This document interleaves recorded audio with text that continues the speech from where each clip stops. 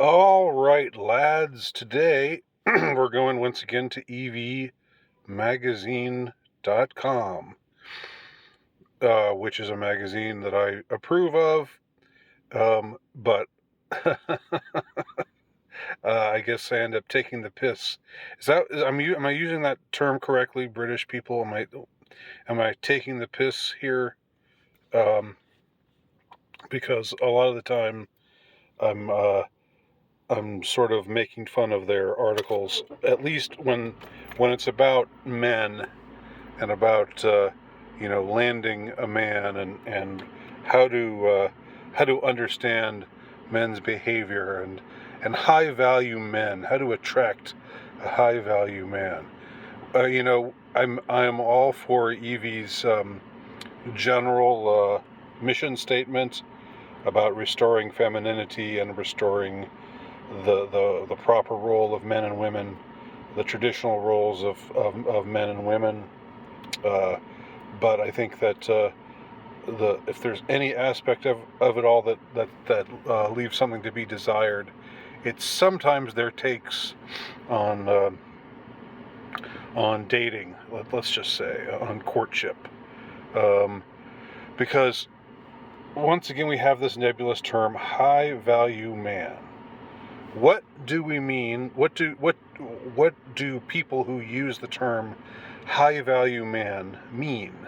It's my contention that more often than not, what they mean is a desirable man. If they were just being honest, they would say a desirable man. But they want to try to make it sound like, no, this isn't just, somebody that I have the hots for, or this isn't just somebody I'm just, crazy head over heels in love with and lusting after, and I want him body and soul because he's handsome and has all these, and maybe rich too, and successful and has all these things going for him. No, he's high value. That's sort of like, to me, that's like trying to make it seem like you're doing something good, like they're like it's an attempt to valorize your own desire. And there's nothing wrong with having desire. There's nothing wrong with finding a man desirable. Don't get me wrong. Just admit that he's desirable. And that's why I think there's no difference really between high value man and high status man. And of course, as I am the representative of the low status man, I've written exclusively on this. Surely you know that by now. My 3-part series, Ruminations of a Low Status Man, which you can find on Amazon. Plug. Yeah, I know. Shameless plug. So, let's have some fun with this article from Evie. Let's take the piss, if I'm using that term correctly, with Evie once again. With the Evie gals. How to tell if he's faking being a high value man. Ooh, he might just be pretending to be the man that you want him to be. Is he really the guy you've been waiting for? Or is he just playing his part and hoping to reap the benefits? Ooh, is he a cad? Who just wants to hit it and quit it. I think that's what they're saying here. So, the article reads, you've been seeing this guy for a little while now, and he seems absolutely perfect. Aside from being handsome, which is listed first, of course. Aside from being handsome. Imagine if there was something written for men. Aside from being gorgeous, this woman is, like, if they mentioned that first, then it would be like, oh, you men are so shallow. That's all you care about. But here, it's the first thing mentioned, so I don't know. Maybe we're all shallow, but women just have a higher standard of shallowness. i.e., they have a harder time finding men handsome, but the handsome ones, the desirable ones, they are just as goo and gaga as men are for women. They find desirable.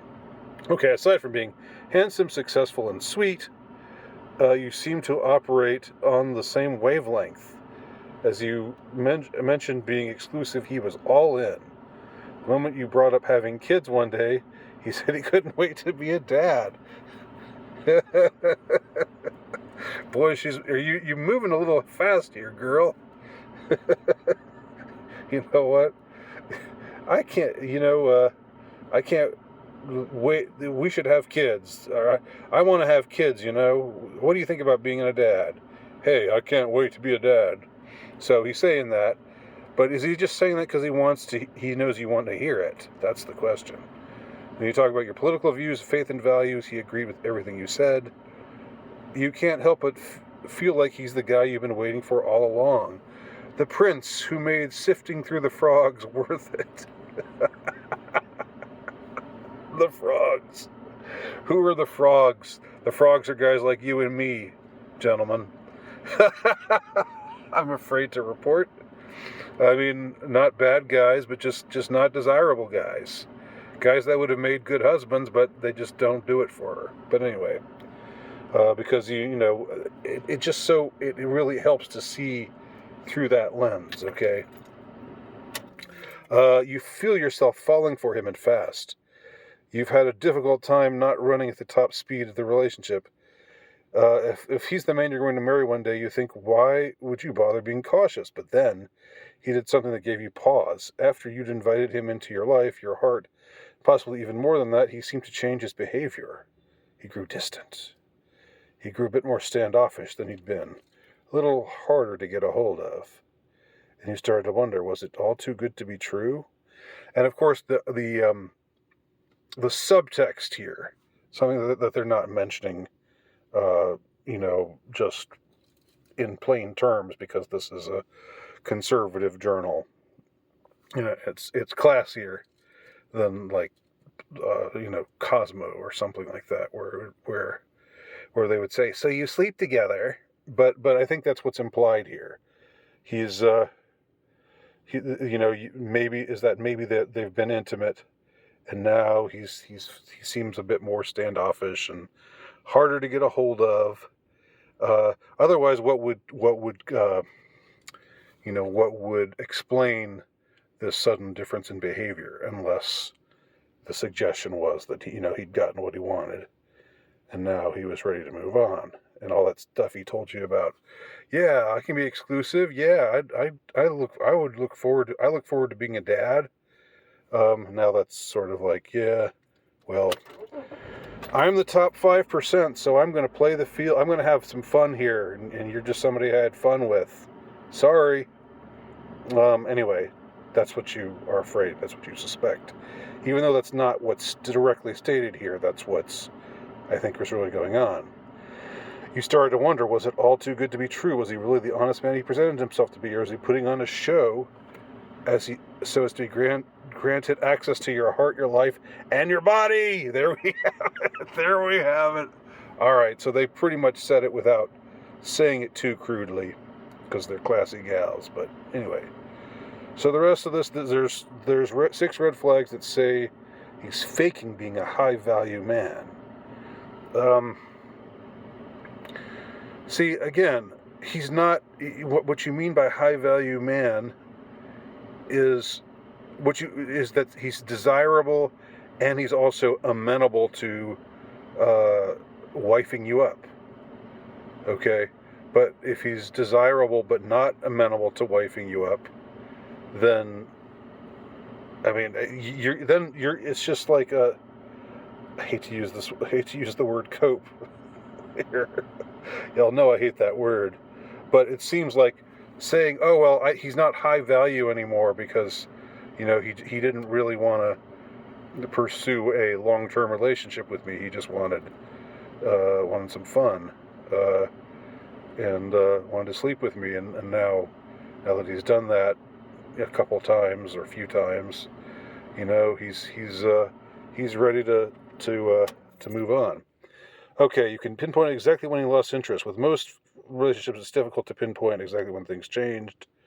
But when a guy's faking it until he makes it with you, you can actually pinpoint when he lost interest. And what hurts the most As soon as you let things progress past a simple kiss. Yep. Before that, he couldn't get enough of you. So they're not saying it directly. They're implying that you let him into your most intimate of regions of your body. Uh, so he's a totally different guy from the one you met. It's not unusual for someone to change over the course of a relationship. But if a guy's been playing a part, there's only so long to keep up the charade. Sometimes, as the mask comes off, you'll start to feel like the guy you met some months ago isn't the same guy you're practically begging to take you out on a date now. All right, so there's what's funny and also sad about this article is, it's like there's all this agonizing. It's written for these girls, these young women, and there's all this agonizing over, what does it mean if this happens and that happens, and things were going so well, and then maybe I slept with him, and maybe we were more intimate than a kiss, and now he feels like he's distant and he's ready to move on. To really know if he's the guy of your dreams, stay observant.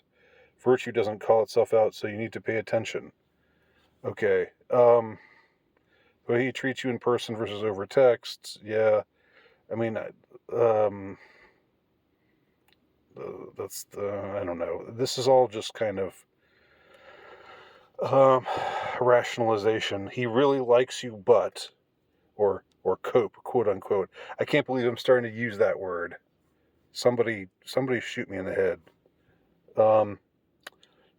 There's no choosing when we meet someone we really like, blah, blah, blah. Yeah. So, he has two modes when it comes to physical touch. Whether he's the type to hold hands or the type that gives a gentle hand squeeze. And then there's the guy that seems to only ever to reach out to touch you when he's hoping it will lead to more. Ooh, yeah. To the point where you feel both used and pressured to reciprocate. Of course, you reciprocate because he's a, quote, high-value man. He's handsome. He's successful.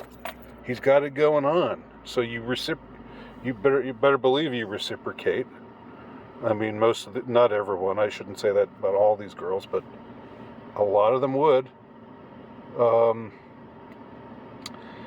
So what can you expect a guy who's not faking to be like?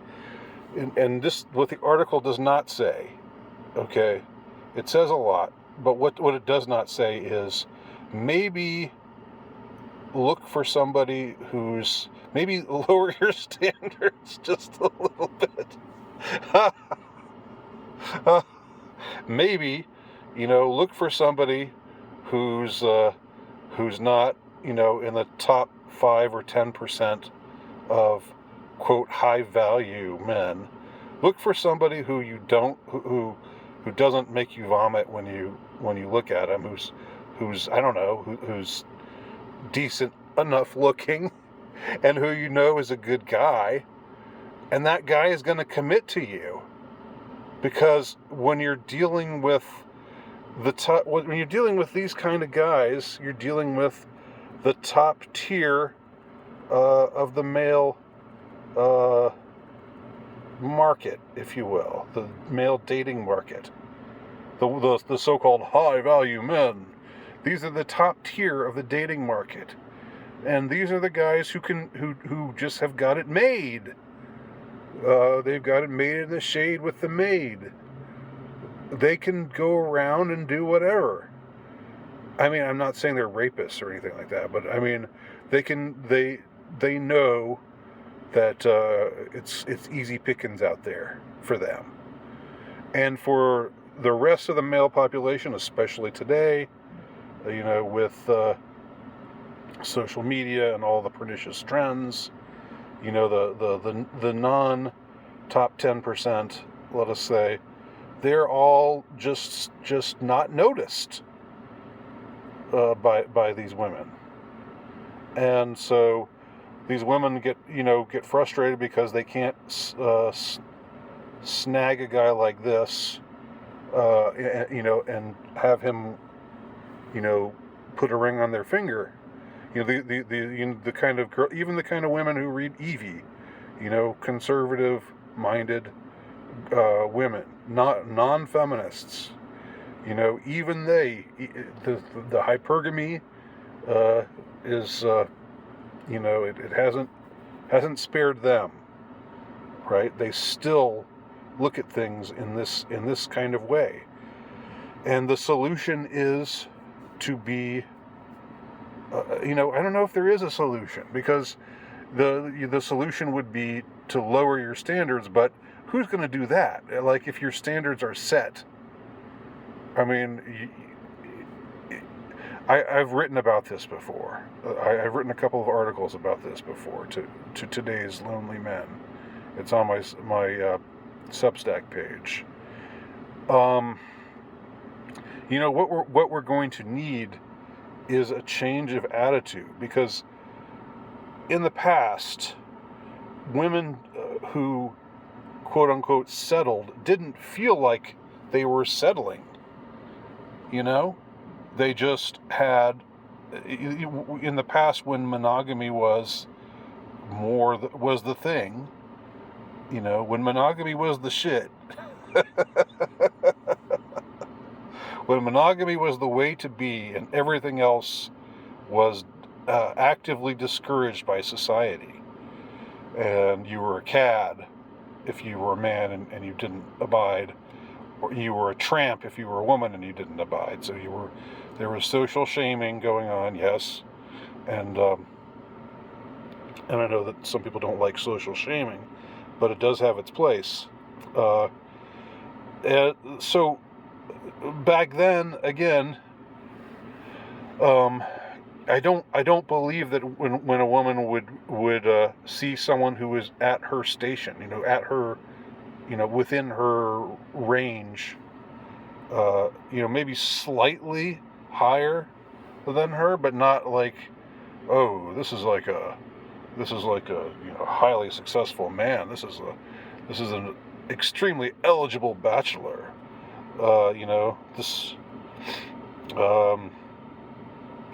It wasn't like this is a high value man. It's like, this is a man, he's a good guy.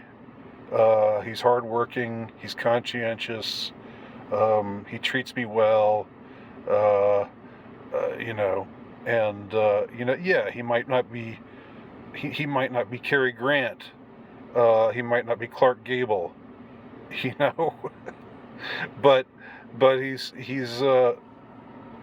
But I like him just the same, and I think back then it wasn't a question of lowering standards. It was just, this is the way things are. Of course, every girl dreams of Cary Grant and who else? The matinee idols. Of course, that's going to happen, and there's nothing wrong with that. But that's just a pipe dream. That you want to get married, you want to have children, you want to be a wife, you want to be a mother, and here's a guy who's easy on the eyes, maybe not Cary Grant easy, but still, you can stand to look at him. He's not the ugliest man you've ever seen, and he's a good guy, and he's reliable, and he'll provide. Maybe he won't be a millionaire, but he'll provide, because back then, of course, it was easier for men to provide. Society was set up in a way where a man could provide for his family with a single job. Even not even a especially prestigious job, a factory job.